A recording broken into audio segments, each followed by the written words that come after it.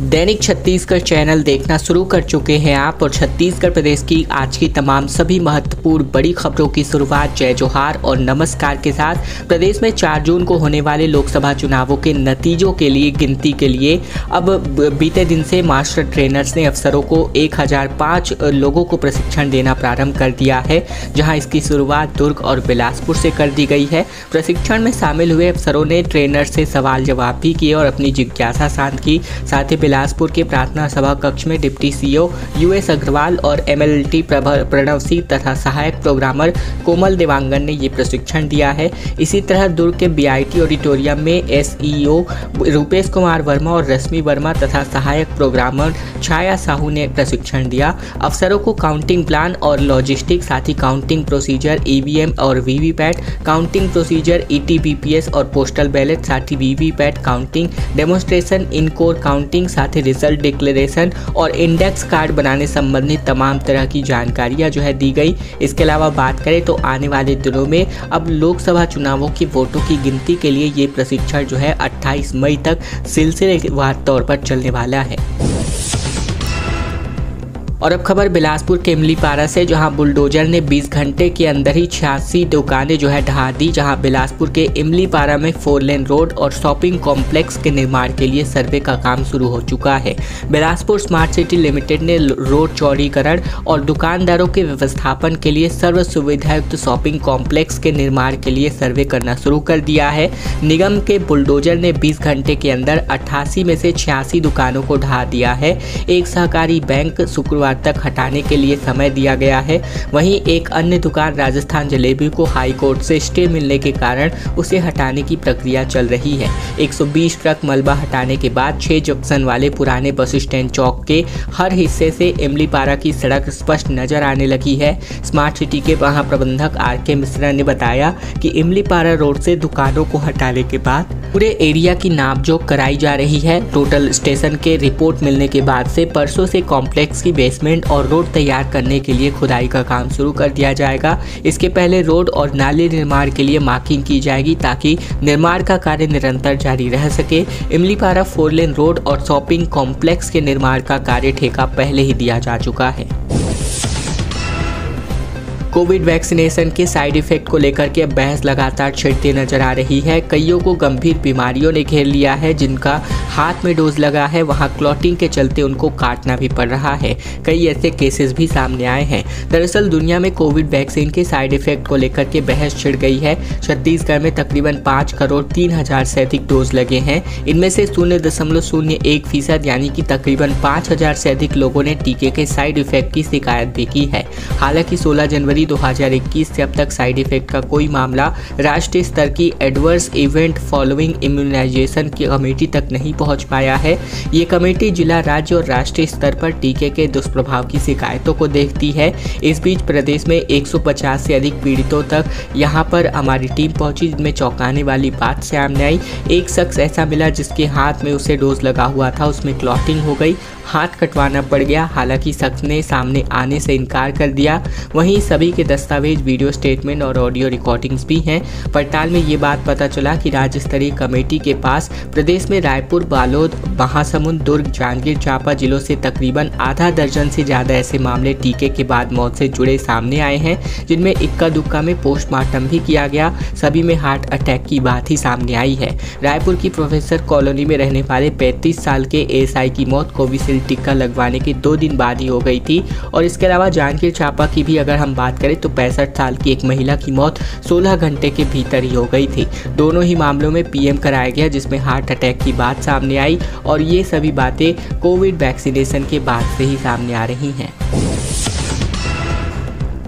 कर्नाटक में बंधक बनाए गए 13 मजदूरों की वापसी जो है कराई गई, जहां मेहनत कम आमदनी ज़्यादा के लालच में ये जो है बाहर कमाने खाने गए हुए थे। कर्नाटक में मजदूरी करने गए बस्तर जिले के 13 मजदूरों की घर वापसी हो गई है, जिसमें टेंट और सुपारी के बगीचे में काम करने, मेहनत कम और आमदनी ज़्यादा देने के लालच में ठेकेदार इन्हें लेकर गया था। पिछले 4 महीने से बंधक बनाकर इनको रखा हुआ था। हालांकि अब प्रशासन ने इन सभी मजदूरों को छुड़वा लिया है।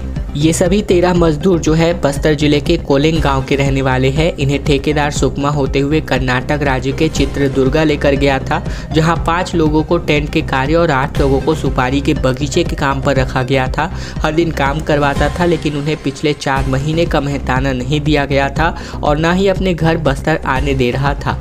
मजदूरों ने किसी तरह बस्तर जिला प्रशासन से संपर्क किया, जिसके बाद प्रशासन ने कर्नाटक राज्य के संबंधित जिला प्रशासन और पुलिस विभाग से कोऑर्डिनेट करके श्रम विभाग की टीम को कर्नाटक भेजा, जिसके बाद मजदूरों को ठेकेदार के ठिकानों से छुड़वा कर लाया गया।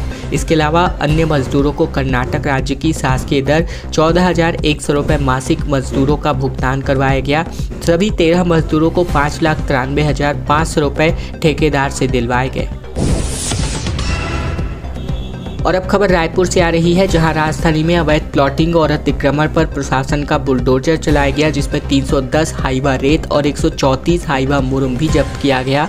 दरअसल बात करें कलेक्टर गौरव कुमार सिंह के निर्देशानुसार मंदिर हसौद में अभिषेक गुप्ता पिता प्रदीप गुप्ता का 1 एकड़, पिंटू ब्रह्मा पिता आशीष कुमार ब्रह्मा का 2 एकड़ भूमि पर अवैध प्लॉटिंग को हटाते हुए ये कार्यवाही की गई। साथ ही ग्राम नकटा में शासकीय भूमि पर तकरीबन 310 हाइवा अवैध रेत और 135 हाइवा अवैध मुरम का भंडारण पर कार्यवाही करते हुए इसको जब्ती किया गया। वहीं रायपुर अटल एक्सप्रेसवे पर खुले अवैध प्लॉटिंग के मार्ग को भी बंद किया गया।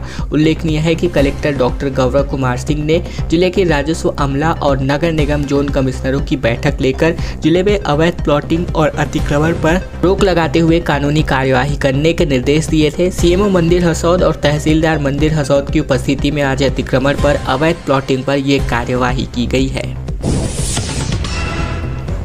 और अब खबर छत्तीसगढ़ राज्य ओपन स्कूल की परीक्षा परिणाम को लेकर, जहां परीक्षा परिणाम जारी हो चुके हैं। 10वीं का रिजल्ट 54.39%, तो वहीं 12वीं का रिजल्ट 66.3% का रहा है। दरअसल छत्तीसगढ़ राज्य ओपन स्कूल के 10वीं और 12वीं परीक्षा परिणाम घोषित कर दिए गए हैं। ओपन हाई स्कूल परीक्षा परिणाम 54% रहा, जबकि हायर सेकेंडरी का रिजल्ट 66% रहा। राज्य ओपन स्कूल के सचिव पुष्पा साहू ने एक साथ दोनों क्लास के परिणाम जारी कर दिए हैं। ओपन स्कूल परीक्षा परिणाम में भी लड़कों की तुलना में लड़कियों ने ही अपनी बाजी मारी है। वहीं हाई स्कूल परीक्षा परिणाम में बालिकाओं का 56.16%, जबकि बालकों का परिणाम 53.13% रहा है।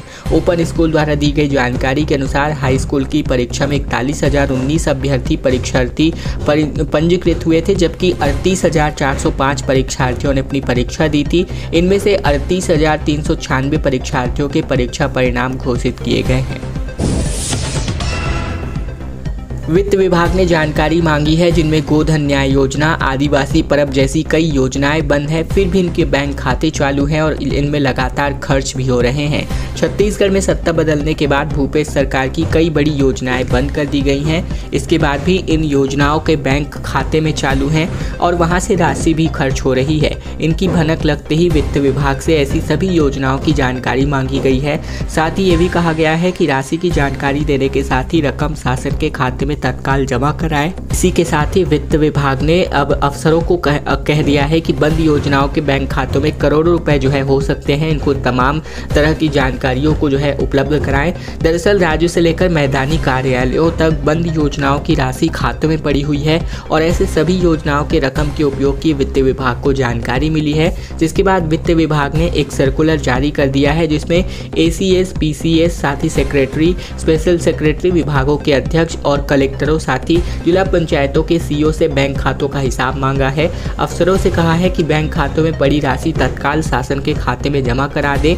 बताया गया है कि जब पहले केंद्र से राशि राज्य सरकार के पास आती थी, तब अलग से खाता खुलवाकर ये राशि जो है दी जाती थी, लेकिन अब चर्चा है कि विधानसभा चुनाव से पहले ऐसे खातों को खंगाला गया था, जिनमें पैसा जमा कुछ योजनाओं पर व्यय किया गया। उनमें जमा पैसा कुछ योजनाओं पर व्यय किया गया, जबकि पिछली सरकार तो रिपीट नहीं हुई, लेकिन नई सरकार के संज्ञान में ये बात सामने आ चुकी है। और अब खबर विधायक नेताम के लेकर, जहां यात्रा में जम करके लोकसभा प्रत्याशी नाग और विधायक नेताम जो है झूमते नजर आए। खबर जो है छत्तीसगढ़ के कांकेर से, जहां लोकसभा चुनाव का मतदान संपन्न हो चुका है। ऐसे में पार्टी के वरिष्ठ नेता जहां दूसरे राज्यों में जाकर चौथे चरण के मतदान के लिए जनसंपर्क में जुटे हैं, तो वहीं प्रत्याशी अब चुनावी भागम भाग के बीच अपनी दैनिक दिनचर्या में भी वापस लौट आए हैं। कांकेर लोकसभा के बीजेपी प्रत्याशी भोजराज नाग का एक ऐसा वीडियो सामने आया है जहां भोजराज देव और कांकेर विधायक आसाराम नेताम यात्रा में जम करके नाचते थिरकते नजर आ रहे हैं। यात्रा में एक विधायक और दूसरा लोकसभा प्रत्याशी दोनों कांधे में हाथ डाल करके देव यात्रा में झूम रहे हैं, जैसा कि आप सभी इस वीडियो के माध्यम से देख सकते हैं। और अब खबर रायपुर से, जहां तेलीबांधा गार्डन में कमर्शियल एक्टिविटी का विरोध किया जा रहा है। रायपुर मेयर MIC सदस्यों के साथ धरने पर बैठ गए हैं और कहा बिना प्रस्ताव के ये निर्माण कार्य किया जा रहा है। रायपुर में गुरुवार को MIC सदस्यों के साथ मेयर एजाज ढेबर धरने पर बैठ गए। तेलीबांधा तालाब स्थित मैथिली शरण गुप्त गार्डन में व्यवसायीकरण का वे विरोध कर रहे हैं। इसी के साथ ही गार्डन में बिना जानकारी निर्माण कार्य करने और गार्डन की जमीन पर व्यावसायिक गतिविधियां बढ़ाने के खिलाफ ये प्रदर्शन किया गया। निर्माण कार्यों के खिलाफ प्रदर्शन में गुहाई समाज के लोग भी सम्मिलित हुए। मेयर एजाज ढेबर ने कहा कि लोकसभा चुनाव में अधिकारी आचार संहिता का उल्लंघन करते हुए गार्डन में कमर्शियल एक्टिविटी के लिए परमिशन दे दी गई है। दीपक बैज ने कहा कि CM को प्रदेश की समझ नहीं, दिल्ली से रिमोट कंट्रोल की तरह इनका इस्तेमाल किया जा रहा है। दरअसल CM विष्णुदेव साय ने जो है कहा है कि कांग्रेस राजनीति करती है, उनसे नक्सलवाद को बल मिलता है, जिस पर पलटवार करते हुए PCC चीफ दीपक बैज ने कहा कि एक आदिवासी मुख्यमंत्री होने के बाद भी छत्तीसगढ़ में आदिवासी सुरक्षित नहीं है। क्या वो अपने आदिवासी परिवार की रक्षा नहीं कर पा रहे हैं? एक आदिवासी मुख्यमंत्री होने के बाद भी वो आदिवासी वर्ग को सुरक्षित नहीं कर पाए। दीपक बैज ने कहा कि ये बड़े अफसोस की बात है कि मुख्यमंत्री रिमोट कंट्रोल की तरह दिल्ली से उपयोग हो रहे हैं। उपयोग को लेकर, प्रदेश को लेकर उन्होंने अभी भी उनकी समझ नहीं है। इससे बड़ा दुर्भाग्य छत्तीसगढ़ के लिए कुछ नहीं हो सकता। उन्होंने कहा कि जहां गलत होगा कांग्रेस सवाल उठाएगी। सवाल हम नहीं ग्रामीण उठा रहे हैं, जिनके राशन कार्ड, आधार कार्ड सब हैं। फर्जी एनकाउंटर हम नहीं ग्रामीण कह रहे हैं। पीडिया मामले में ग्रामीण कह रहे हैं कि तेंदुपत्ता तोड़ने गए थे, उनको मारा गया है। 3 सालों में नक्सलवाद खत्म होने के दावे पर बैज ने कहा कि ये तो पिछले 10 सालों से कहते जा रहे हैं। फिर नक्सलवाद खत्म कब होगा? ये फेक एनकाउंटर करते हैं, जहां गलत होगा कांग्रेस वहां खड़ी रहेगी। दीपक बैज ने पत्रकारों से बातचीत में ये सभी बातें कही। इंद्रावती नदी जल संकट को लेकर अभी भी खबर, जहां 8 सालों में उड़ीसा को अभी भी छत्तीसगढ़ राजी नहीं कर पाया है और फिर भी प्रस्ताव भेजने की तैयारी एक बार फिर से की जा रही है। गैर मानसून काल में यानी नवंबर से लेकर जून मध्य तक उड़ीसा से बस्तर सीमा पर इंद्रावती नदी में तकरीबन 8.115 TMC पानी छत्तीसगढ़ नहीं ले पाया है। दोनों राज्यों के तकरीबन बीच जो है 24 दिसंबर 2003 को इंद्रावती नदी जल संकट के समाधान के लिए रायपुर में हुई प्रमुख अभियान स्तर की बैठक में छत्तीसगढ़ ने पेयजल के लिए 3.475 TMC और उद्योग के लिए 4.640 TMC पानी के उपयोग की मांग की थी। तब उड़ीसा ने इंद्रावती नदी और जोला नाला संगम के कंट्रोल स्ट्रक्चर यानी कंक्रीट की पक्की संरचना का निर्माण होने के बाद छत्तीसगढ़ की इस मांग पर दोनों राज्यों के सरकार के बीच चर्चा कर निर्णय देने का भरोसा किया था। केंद्रीय जल आयोग द्वारा तैयार किए गए ड्राइंग डिजाइन के आधार पर बस्तर सीमा से 5 किलोमीटर दूर उड़ीसा के ग्राम सूदपदर में इंद्रावती और जोरा नाला संगम में 2 कंट्रोल स्ट्रक्चर का निर्माण 2011 में प्रारंभ कर 22 जून 2016 को निर्माण कार्य पूर्ण कर लिया गया। इसके बाद भी जब छत्तीसगढ़ शासन द्वारा उड़ीसा को कई बार पत्र भेजकर गैर मानसून सीजन में राज्य सीमा पर इंद्रावती नदी में पानी उपलब्ध कराने के लिए जो है पानी ब्लॉक करने की बात कही जाती है, तो लगातार इस पर जो है अब विवाद की स्थितियां निर्मित होती नजर आती हैं। 10वीं और 12वीं में फेल छात्रों के लिए एक अच्छी खबर है, जहां क्रेडिट सिस्टम के अंतर्गत इनको एक बड़ा लाभ मिल सकता है। दरअसल क्रेडिट सिस्टम के तहत बोर्ड परीक्षा में फेल हो चुके छात्र छात्राओं को सप्लीमेंट्री एग्जाम के साथ ही दोबारा सभी विषयों में परीक्षा देने के लिए सम्मिलित किया जा सकता है। उन्हें क्रेडिट सिस्टम के तहत ये परीक्षा देने के लिए आवेदन करना होगा। क्रेडिट सिस्टम के माध्यम से ऐसे छात्र जो बोर्ड परीक्षा पास होने की उम्मीद छोड़ देते थे या पास होने के लिए कई साल लगा देते थे, उन्हें इसका फायदा मिलेगा। कई विद्यार्थी ऐसे होते हैं जो अनुत्तीर्ण या फिर पूरक आने के बाद पढ़ाई छोड़ देते हैं और ऐसे में इस योजना के ड्रॉप आउट रेट में भी कमी आएगी। जिला शिक्षा अधिकारी DR साहू ने बताया कि 10वीं और 12वीं की मुख्य परीक्षा में फेल हुए छात्र क्रेडिट सिस्टम की मदद से सप्लीमेंट्री परीक्षा के साथ ही दोबारा परीक्षा दे सकते हैं, चाहे कितने विषय में भी फेल हो चुके हों।